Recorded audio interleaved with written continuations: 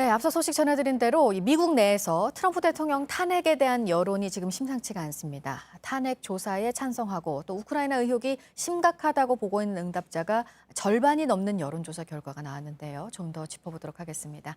최인택 중앙일보 국제전문기자 나왔습니다. 어서 오세요. 예, 안녕하십니까. 네, 트럼프 대통령 탄핵 얘기는 이번이 처음은 아닙니다. 이번에 이제 나온 거는 이른바 우크라이나 의혹 때문이고요.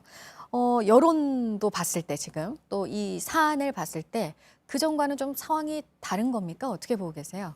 예, 지난번에 이제 트럼프 대통령 취임 초기에는 러시아와 내통해서 네. 대통령 선거를 유리하게 치렀다는 그런 의혹이 있었는데요.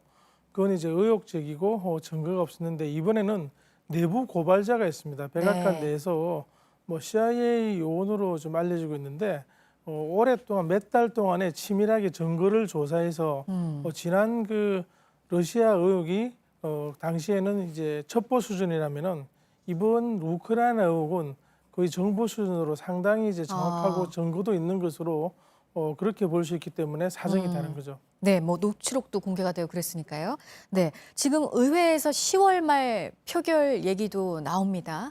상당히 빠르게 지금 탄핵 조사가 진행되고 있는 거죠? 예, 그렇습니다. 지금 건물사를 타고 있는데요. 그런데 이제 이건 한번 잘 봐야 됩니다. 네. 왜냐하면은 미국 대통령 탄핵 절차는 이제 거의 3단계로 굉장히 치밀하고 복잡합니다. 네. 먼저 하원에서 이제 소추를 의결하고 조사를 한 다음에 네. 하원에서 이제 그 절반의 찬성을 얻으면은 이 사안을 상원으로 보냅니다. 그런데 그 미국 하원은 지금 민주당이 장악하고 있기 때문에 435석 중에 235석을 지금 민주당이 장악하고 있기 때문에 쉽게 이제 넘어갈 수 있을 것으로 추정됩니다만은 네. 상원은 100석 중에서 공화당이 53석이고 민주당이 45석에 불과합니다. 그런데 이제 상원에서는 3분의 2가 찬성을 해야 대통령을 탄핵할 수 있거든요. 지금 이제 20석 이상을 민주당이 공화당이나 무소속은 두 석인데 전체에서 좀 가지고 와야 되는데 공화당이 그럴 가능성은 거의 없다고 봐야 됩니다. 지금 네. 미국 여론을 자세히 또 보면은요, 64%가 의혹을 조사해야 된다고 나오는데 네. 그 중에서 민주당 지지자는 91%가 조사하자 그렇게 나오는데 공화당 지지자는 32%밖에 안 됩니다. 그렇기 때문에 미 상원의 공화당 의원들은 지지자인 지지층의 의사를 들어야 되거든요. 그렇기 때문에 자기가 스스로 판단해서 지금 그러면은 트럼프 탄핵 쪽으로 이제 표를 던지자고 할 사람은 상당히 적은 것으로 볼 수 있습니다. 그러니까 탄핵, 트럼프 대통령 탄핵 얘기는 하지만 지금 탄핵 가능성은 그렇게 높지가 않다는 거잖아요. 그렇지만 중요한 거는 네. 이 탄핵 조사, 탄핵 발의해 가지고 조사하고 청문회 하는 것 자체가 거대한 장이라는 겁니다. 정치적 네. 장이죠. 마침 오늘이 내년 미국 대통령 차기 대통령 선거까지 딱 400일 남았습니다. 네. 그 400일 동안에 엄청난 충격 그리고 이제 영향력, 파급력을 가지고 민주당이 유리하게 선거전을 치를 수 있는 그런 이제 하나의 장을 마련하기 위해서 탄핵이라는 것은 굉장히 지금 중요한 하나의 정치적 절차로 볼 수 있는 거죠. 네. 그런데 이제 이 의혹이 우크라이나 의혹이 유력 대선 경쟁자 바이든의 뒷조사를 이제 요구했다는 겁니다. 근데 오히려 이게 민주당이 역풍을 맞을 수도 있다 이런 얘기도 있어요. 그렇죠. 공화당 지지자들이 어떻게든 이제 지금 위기다. 그러면 이제 뭉칠 수가 있거든요. 지난 대선에도 그런 식으로 굉장히 이제 눈에 안 보이는 단결을 하는 바람에 트럼프 대통령이 백중세를 예상했는데 굉장히 네. 쉽게 대선에서 이겼습니다.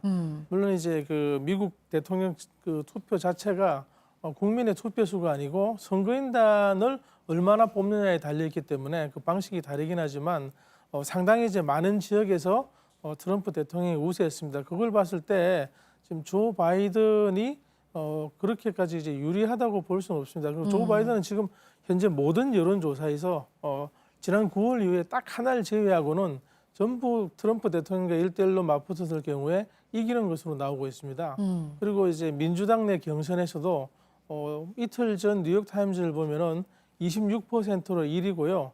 2위 엘리자베스 워렌 의원, 상원 의원보다 6% 포인트가 더 높습니다. 네. 그럼에도 불구하고 지금 이제 조 바이든에 대한 의혹도 뭔가 하나 있다고 생각하는 네, 사람들이 네. 생기고 있기 때문에 조금씩 떨어지고 있는 거고 엘리자베스 워렌은 조금씩 올라가고 있습니다. 그래서 민주당 내에서도 어떻게 될지 좀 기다려봐야 하는 그런 상황으로 보입니다. 네, 그러니까요. 그러니까 트럼프 대통령도 지금 트윗에 동영상 메시지를 올려서 이거는 사기다. 좀 지지층을 결집시키려는 그런 움직임도 보이고 있어요. 예, 그렇습니다. 미국 지금 공화당과 그리고 트럼프 대통령 지지층은 굉장히 결속력이 높습니다. 트럼프가 어떤 행동을 해도 어떤 말을 해도 무조건 지지하는 그런 층이기 때문에 그런 층을 이번 이제 탄핵 공세로 바꾸기는 쉽지 않은 상황이기 때문에 정치적인 파상 공세는 이번 이제 탄핵안 발의로 가능하겠습니다만은 과연 트럼프에게 어디까지 타격을 줄 수 있을지는 네. 좀 의문 보호가 있다고 하겠습니다. 네. 우리가 이 미국의 국내 정치 상황을 꼭 봐야 되는 게 북한의 비핵화 협상 문제가 또 걸려 있어서 이게 또 이번에 이 탄핵 정부에 또 어떤 영향을 줄지 보면 이거를 관심이 저쪽으로 더 갈 수도 있고 아니면 이걸 활용할 수도 있고 두 가지 중에 하나잖아요. 예, 그렇습니다. 지금 이런 정치 공세가 나면은 트럼프의 이제 국제 문제의 3대 과제가 어떤 영향을 받느냐, 북한을 포함해서 굉장히 이제 문제인데요. 네. 북한과 그리고 미중 무역 전쟁 그리고 이제 이란에 대한 압박 세 가지인데요. 여기에 대해서도 두 가지 시각이 공존할 수 있습니다. 네. 지금 이제 트럼프가 힘이 빠지니까 상대방도 다음 정권에 하지 그러면서 슬쩍 발을 빼고 그럼 협상이라든지 어떤 대화 자체가 제대로 안 될 수가 있다는 그런 시각이 있을 수 있고요. 중국의 무역 협상이 그런 경우죠. 그렇죠. 네. 북한도 이제 지금 보니까 트럼프하고 굳이 할 필요가 없네라고 생각할 수도 있는 그런 상황인데요.